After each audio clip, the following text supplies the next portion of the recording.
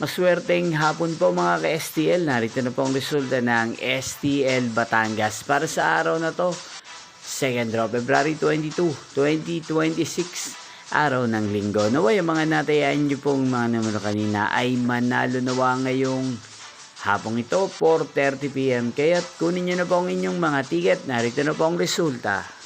Ang mga numerong nanalo sa STL Batangas ngayong hapong ito, February 22, 2026, 4:30 PM. Second row result, 3 at 12 in exact order. Again, 3 at 12.